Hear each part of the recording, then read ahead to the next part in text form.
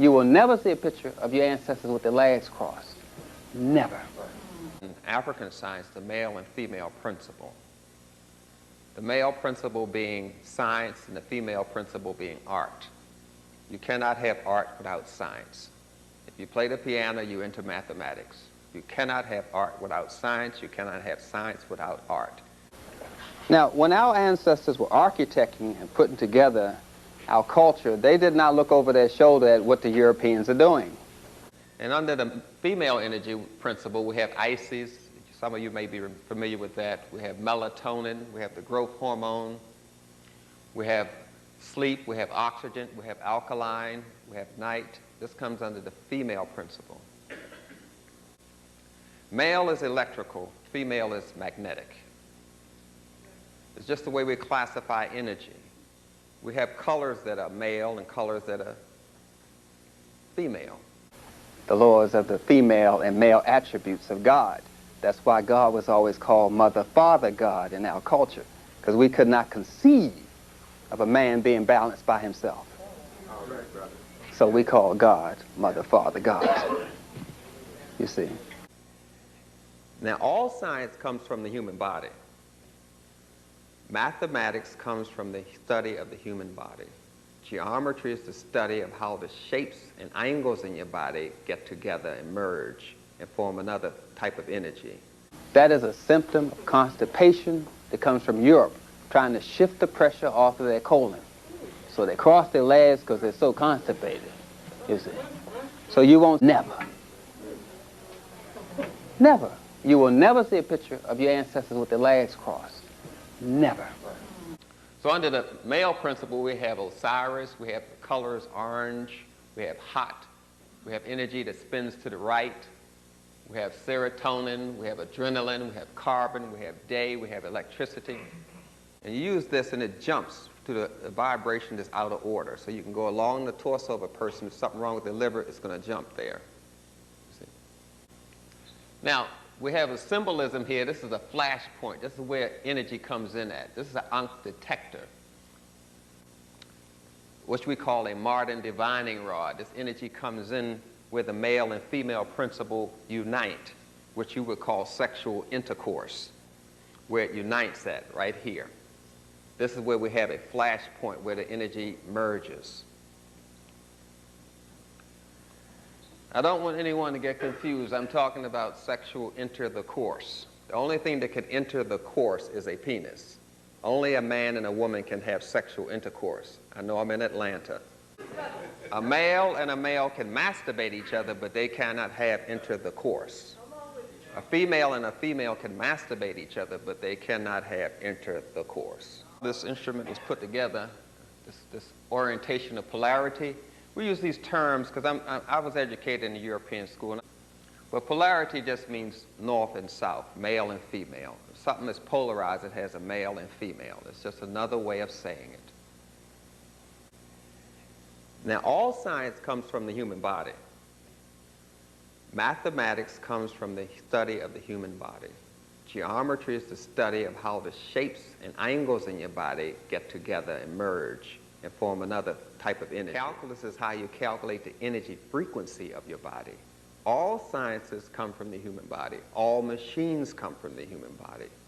The car motor duplicates your digestive system. A nuclear reactor duplicates your liver. It changes the energy around. How does a car work? You put the gas in the tank, but the car cannot use the gas in the tank. It cannot run on that. It has to change it into something. It changes it into a vapor form, and some spark plugs fire it off. You eat your food, you change the food into liquid. The liquid gets heated up to 98.6 and gets changed into a vapor, and it gets sucked in some tubes called a villi. It's in your intestines, which are little straws, and then an enzyme fires it off. The car motor is the direct duplication of you. All you have to do is know thyself.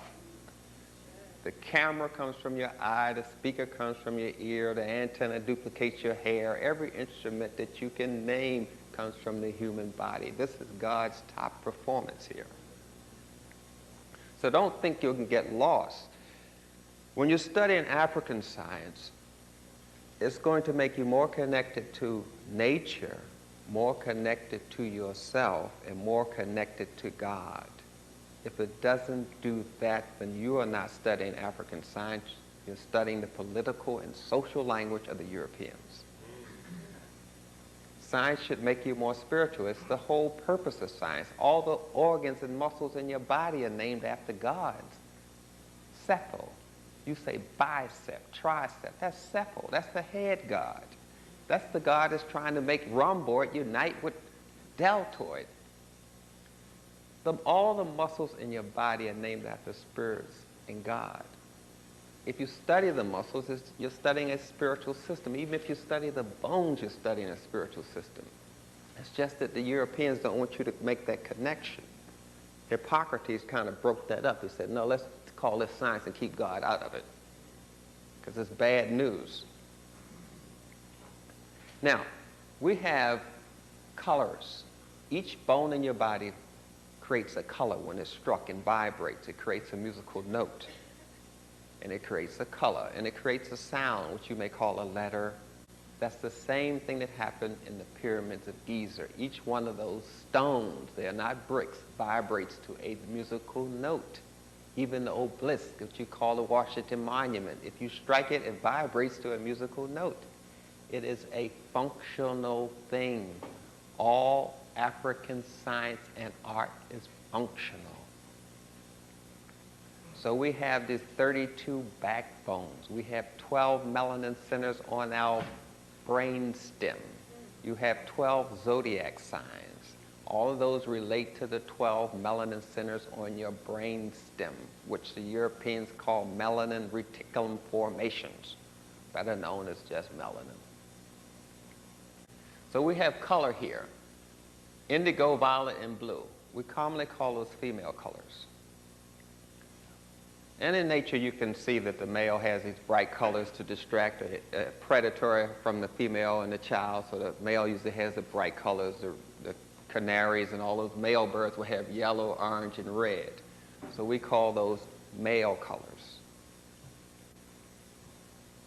Remember, I said that science is a political and social language of a people. Now, I have red here, but I want to make red into pink, so I add white to red. So once I add the white to the red and make pink, should I put the pink clothes on the girl or the pink clothes on the boy? I'm trying to say that red is a male color and female color is not red. Pink is not a female color, it's a male color. Our whole orientation toward colors is political and social, based on another culture, which makes us an alien to ourselves. So we got to go back and recapture a lot of this. Now, each organ and each, what you call organs in your body, vibrates to a note. Your intestines, your liver and pancreas vibrates to the musical note C and makes the color violet. And it's related to the 6th house of the zodiac, or the 6th melanin reticulum formation center on your brainstem. That's how scientific we are. So we use instruments that help vibrate and make harmony with these centers in our body so we can attain a state of wellness. The zodiac is kind of like, people just don't understand, it's kind of like something you do to find out who you should go out with, or whether you should play the lottery today. But it's a little more involved than just that. It's been kind of abused by the public, newspapers, but it's ancient African science, and all of us older guys in the medical and sisters in medicine know how to do medical astrology. It's just part of the kit and caboodle that we use. So I do medical astrology as well. So we have these centers that are related to colors and related to zodiac houses, which all spells energy. That's why we can use these instruments like this tuning fork, to vibrate certain centers on your brain stem and to help facilitate energizing your pineal gland or to detect when there's something wrong inside of your pancreas or liver. older instruments. I normally don't use these instruments, as I mentioned before, around groups of people that are not open to it, because I don't want to scare people, and we are scared of Africa. Now you can go back to the ancient drawings of the pyramids, and you'll see these centers that I referred to right here. You see where this animal is biting in the center, the meeting point, that's where green is. And you see the male and female colors. And you see the symbolism over and over again. And it has names, Ikmer, Shechem, and all the Khemetic names to it. But this is the functionality of the symbols. It had more than just a sound quality to it. It had a medical quality to it. Now, all energy spins. You know when you flush the toilet, the water spins around. But you'll notice that the energy just spins around. So we know that energy spins to the right or spins to the left. And it spins through these houses, as we call it, of Aquarius, Scorpio, Capricorn. It spins through these houses, and each time it transverses one of these houses, the energy force field changes. I'm going to show you this male and female principle. One end of this wave, the spin, is male, and the other end is female. And then we have that meeting point where you saw the dog biting, which would be the color green right there again. This is the old model that they teach you in school of how waves move, but it moves like this in spinning forms. Everything is constantly spinning. The planet spins. You spin. And what keeps you from feeling dizzy is something that hovers over your third eye, over your pineal gland, called your third eye. It keeps you centered. And here we have a functional drawing of that spin and the merger once again. Right there. And then we see with the wings of Isis again, the same duplication of this ancient principle. It's just that things are we're so much an ancient people that we kind of get lost. Our villages were laid out in what we call fractional geometry. In African science, you just don't, if you study math, it's going to be a little calculus mixed in there, a little geometry and trigonometry is going to be all mixed in there because you study all of them at the same time, where the European's going to go from math to geometry to trigonometry, but it's usually all mixed in at the same time when you're studying African science. It makes it rather confusing for some people, especially when you come into the hair. You'll notice that leaves and ferns and your hair all are shaped like these antennas here. This is where the antennas come from. You get the FM aerials, the same thing that happened with a twig or beech leaf. They have what we call a logarithmic aerial shape. It's over and over again. All sciences should help you be more connected to nature. You don't have to know biology terms to understand health. You can know color. You can know music, because anything you understand has a healing ability to it. It's not restricted to someone who just knows biology. So don't get duped with the terms. Anything that I understand, you should be able to understand, and don't get lost in the terms. Just say, hey, break it down. I don't understand what you're saying there. Because a lot of things that we learn them just to keep us confused. Well, you've seen people use them.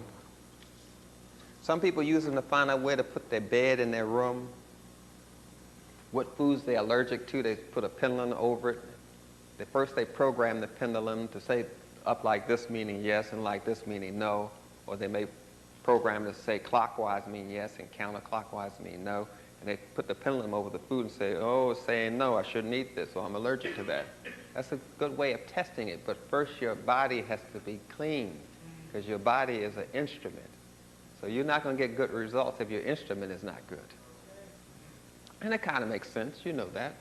Sick man, sick sperm. What's the problem? It's not hard to figure out. Let me show you emotional illness. A person who's addicted to sugar has an emotional problem here. Sugar is associated with love and affection. So whenever they're not able to give love and affection properly or receive love and affection properly, they'll eat sugar. Because that's the emotional cause of being addicted to sugar. Sugar is associated with love and affection. Your birthday, you know, Christmas, your Halloweenies and all that. So we associate sugar with love and affection. So when we're having problems with that, we eat a lot of sugar. I want to show you how it's spinning, how we divide that up into layers. How the spin is divided up into layers at a central focal point here with the I am, and then you go into imagination, knowing, conceptual, possessive, intellectual, social, and sensory. How the energy is just spinning around and around, creating these force fields. Now, if you put a pin in a vacuum, or partial vacuum, and you take it out and let it fall to the ground, it's going to jump. Each time it goes through one of those areas, it's just going to make a slight little quiver. You know, the amazing thing about this is it's so simple, and yet it's so, some people just don't get it because they think it's so simple. It is simple, quite. Even if I show you the circuits, what you call the electrical symbols that come from this whole study of the Ankh. Now you see how the circuitry is coming from this Ankh. It's a functional thing. Omega symbol comes from this Ankh. Alpha signal comes from it. It's a functional thing. Ankhs are not just some kind of decoration. Well, why did they have no cavities? What were they eating? Go back to eat some of that. Fresh fruits and vegetables, sprouts. Go back to say, this is a spiritual relationship I have with food. It's not a slave-master relationship where I'm taking from the food. I give to Mother Nature gives to me. There's a reciprocity here. This is my art. You have a signal. You have a signal that runs. Remember, the messages in your body are transmitted by water. If you're into European science, you just measure information by electricity. Electricity is one, magnesium is the second one, but water is the primary element used to transmit signals from your brain to the rest of your body. Virus, as far as science is concerned, not the social stuff that you've been told, as far as science goes, it's a particle of a dead cell. It does not live, it cannot reproduce, and it does not grow. It's a particle of a dead cell.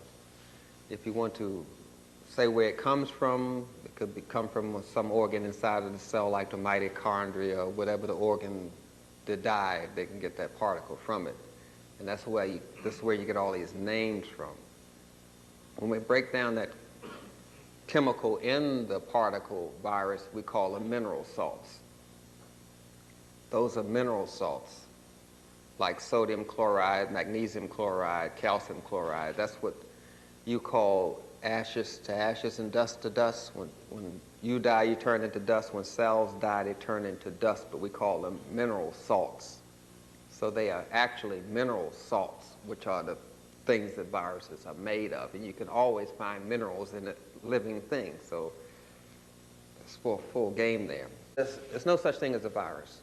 So it's nothing you can get to kill a virus. How can you kill something that's already dead?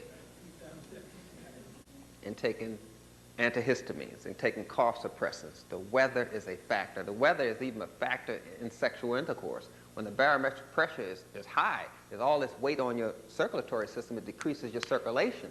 When the weight lifts off, you're going to get horny. All you're doing is reacting to the barometric pressure. You follow me?